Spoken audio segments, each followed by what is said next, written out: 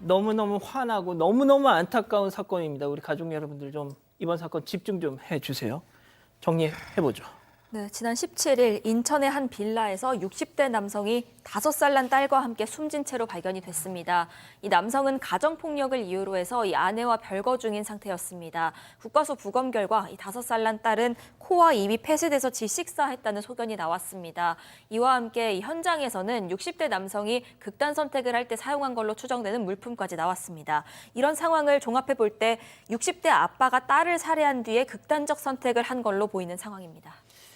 엄마가 최초의 신고자였죠? 맞습니다. 이 60대 남성, 이 아내는 필리핀 사람 국적의 사람이고 딸이 있었는데 두 사람 결혼을 했지만 처음에는 좀 행복하게 살았지만 지난 6월부터 별거 상태에 있었고 이혼이 좀 진행됐던 것 같습니다. 그 과정에 이제 면접 교섭권 같이 아빠가 딸을 계속 이제 2주일에 한 번씩 만나는 상황이었는데 이제 문제가 생겼고 사건 당일날 남편으로부터 문자가 오는데요. 그 문자가 오전에 받은 문자인데요. 네가 나하고 딸을 죽이는구나라고 영원히 너 죽을 때까지 원망할 거야. 이런 문자를 받았고요. 놀란 엄마가 통화를 시도했지만 연락이 안 됐고 경찰에 신고했고 사건이 일어났던 겁니다. 60대 남성이 20대 필리핀 여성을 만나서 결혼을 해서 저 꼬마 아이를 낳았습니다. 그리고 저 아이를 그렇게 했습니다. 자, 들으신 것처럼 이 남편이란 자는 정말 눈에 넣어도 아프지 않을 아이를 살해하기 직전에 모든 걸 아내 탓으로 돌렸습니다. 체크포인트 짚어보죠. 기초수급자입니다. 20대 외국인 아내는 이 남편이란 자와의 갈등에 대해서 이렇게 얘기를 했습니다. 가족센터 측의 얘기 들어보시죠. 그런데 아이를 낳고 나서 이제 경제활동을 하기를 원했던 엄마에 비해서 아빠는 수급 과정을 계속 유지하기를 원해서 그런 충돌은 있었습니다. 그래서 별거하는 과정까지 가게 됐었고요. 저는 기억나는 게 피해자가 이제 일을 하게 돼서 근로소득이 생겼어요. 그냥 수급자 자격이 탈락되는 것을 통보받았다고 해요. 그에 대해서 굉장히 분노를 해서 그 분노를 엄청 쏟아냈었다고 합니다. 부인한테요. 예. 네, 이게 절대 풍족하지가 않은 환경이었기 때문에 아이가 5살이 된 이상 이 20대 엄마도 일을 하고 또 돈을 벌고 싶어 했다고 합니다. 하지만 68살 이 남편의 생각은 달랐습니다. 아내가 일을 해서 소득이 잡히면 이 근로소득이 잡히니까 기초생활수급을 못 받을까 봐 걱정을 했다고 합니다. 하지만 그럼에도 이 아내는 틈틈이 주방 보조일도 하고 또 세탁원 등에서 일을 했습니다. 그렇게 근로소득이 잡히게 되니까 실제로 남편이 걱정했던 대로 이 수급자 자격에서 탈락하는 일이 발생을 합니다. 그러자 이 남편은 아내에게 욕설을 하는 등 엄청난 분노를 쏟아냈습니다. 이뿐만이 아니라 이 68살 남편은 필리핀에서 한국으로 데려왔는데 왜 자신을 제대로 부양하지 않냐. 필리핀에서 생활할 때와 변했다. 이런 이유로 20대 아내를 폭행까지 합니다. 자, 교수님 들어보세요. 이게 사람입니까? 그러니까 아내가 아니라 요양보호사 제가 이거 욕 나올 뻔했는데 본인의 말년을 위해서 간병해 줄 사람을 찾았던 거예요. 아무래도 배우자가 있는 경우가 나이가 들어서 본인의 복지를 위해서 그런 선택을 할 수 있겠지만 일단 기본적으로 이런 사건은 애당초에 만나지 말았어야 되는 사건들이고요. 지금 과연 우리나라가 이렇게 동남아 여성들을 대상으로 해가지고 이 짓거리를 해도 되는지 그게 사실은 도대체가 이게 글로벌 기준에 맞지가 않습니다. 이제 세상이 변해야 된다, 한국도 이런 생각이 들고요. 더군다나 이 사건은 이미 한국으로 들어온 다음에 가정폭력이 계속 있었어요. 그러니까요. 그러면은 헤어질 수 있게 만들어줘야 될 거 아닙니까? 지금 여러 가지 이제 비자 스테이터스나 이런 것들 때문에 가정폭력이 있음에도 불구하고 아이도 있는데 헤어지지 못했다면 뭔가 제도적으로 빈틈이 있다라는 거니까 우리가 피해자 보호를 위해서라도 좀 이런 제도를 개선을 해서 지금 이제 외국인으로서 한국에 혼인관계 때문에 머무르고 있는 사람들이 혹시 폭력 피해에 노출되지는 않는지 그런 제도를 촘촘히 살펴봐야 될 문제이고요. 일단 아이를 왜 손을 댑니까? 본인이 비관을 하는 거 충분히 그럴 수 있고 본인의 선택이라고 존중하겠지만 문제는 아이는 무슨 일이 있어도 절대 손을 대면 안 됩니다.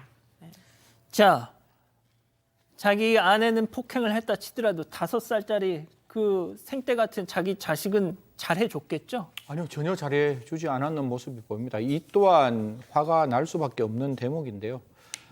딸이 언제나 이런 얘기를 했답니다. 나 아빠한테 가고 싶지 않아. 아빠에 대한 폭력에 대한 굉장히 좀 이렇게 명확하고도 자기의 의지를 좀 밝혔다고 하는데요. 지금 그림이 나옵니다.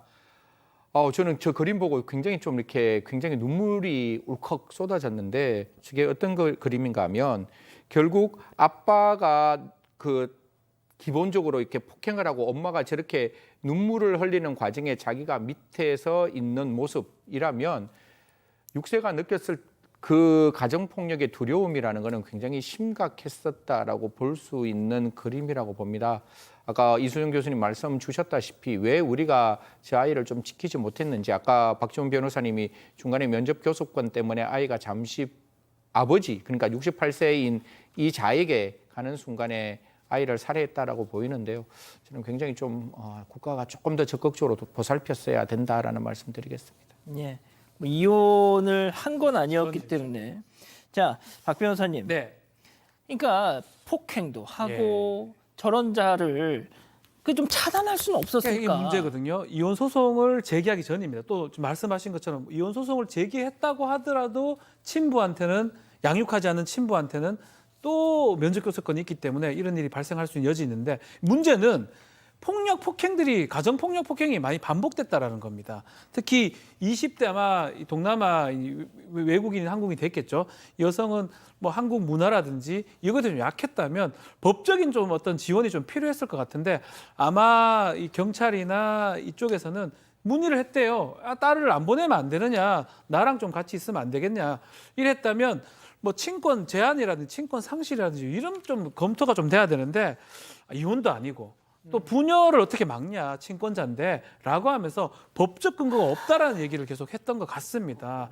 법적인 것들을 좀 충분히 좀 세밀하게 얘기를 했었다면 어떨까 생각도 들고요. 또 다만 또 남편을 무서워하는 딸이 남편 만나러 가면 좀 좋아했던 모습들이 있어가지고 아마 큰일은 발생하지 않을 거라고 생각을 했는데 끔찍한 일이 발생한 것입니다. 자, 어떤 분들은 댓글로 제목만 보고 저 남성 국제 사기 결혼의 피해자일 것이다. 이런 또 악플을 다시더라고요. 물론 이 내용을 보시고는 내가 잘못 생각했구나 하시겠죠. 엄마가 울고 있는 그림을 그렸습니다. 승희 의원님. 사실 이런 사건을 볼 때마다 되게 마음이 아픈데 저 아이도 지금 저렇게 그림을 자세히 보면 엄마는 분명히 울고 아이도 분명히 어떻게 보면 엄마와 같은 감정을 가지고 있는 모습이에요. 엄마의 가슴을 그리면서 저런 모습을 보이는 아이의 모습이었는데 아까 저희가 이야기를 했지만 이게 이혼했는 상태가 아니기 때문에 그 남편이 뭐 아이를 보고 싶다 면접 교섭권이라고 만약에 이야기한다면 그렇게 오는 사이였는데 제일 처음에는 아이가 조금 아빠를 두려워했는데 주변의 사람들의 어떤 정황을 보면 계속해서 만나는 과정 속에서 특별한 일이 없겠다라고 생각했다라고 합니다. 물론 이거는 우리가 미래를 예측할 수 없기 때문에 저 당시에 저 판단은 저는 존중받아야 된다는 생각이 들었는데 결국 사건 당일에도 엄마가 아이를 굉장히 많이 걱정을 했답니다. 그래서 영상 통화를 했는데 그때까지도 별다른 징후가 없었다라고 하니까 저는 더더욱 소스라치게 놀라게 좀 무서운 거예요. 저렇게까지 뻔뻔스럽게 아이를 죽이겠다고 생각했는 이 자가 그 영상 통화할 때까지 그 아이에게 아무런 모습을 보이지 않았기 때문에 저는 저 상황이 아이에게는 더 무섭고 더 고통스럽고 더 참혹했을 것이다라는 말씀 조심스럽게 드리겠습니다. 자, 교수님, 이 필리핀 엄마는 나를 때린 남편 그래도 지 자식은 귀한 줄 알겠지 하고 보내셨을 거예요. 그렇죠. 근데 이 사건을 보면서 우리가 좀 주의를 기울여야 되는 게 만약에 이 여성이 내국인이었으면 사건을 이렇게 처리했을까 하는 의문이 든다는 거예요. 예. 이미 가정폭력인 걸 알고 있었어요, 경찰은. 그러면은 일단은 피해자를 보호하기 위한 여러 가지 법적인 조치를 할 수 있습니다. 쉼터도 보낼 수 있고 더군다나 가정폭력으로 송치를 하게 되면 검찰에서 가정폭력이 있는 가정의 가해자들로부터 피해자를 보호하기 위해 가지고 결국은 친권을 제한할 수도 있어요, 지금은. 예. 그러면 내국인 같으면 이렇게 만약에 처리할 수 있는 절차가 있었는데 필리핀인이기 때문에 그 절차를 받을 수가 없었다면 이건 정말 문제가 있어도 심각하게 문제가 있는 거 아닙니까? 그렇기 때문에 이거는 확실히 살펴봐야 된다. 인종에 따라 가지고 폭력을 참아내야 된다는 건 이건 말도 안 되는 차별이잖아요. 예. 꼭 한번 돌이켜 보시라 하는 얘기를 드립니다.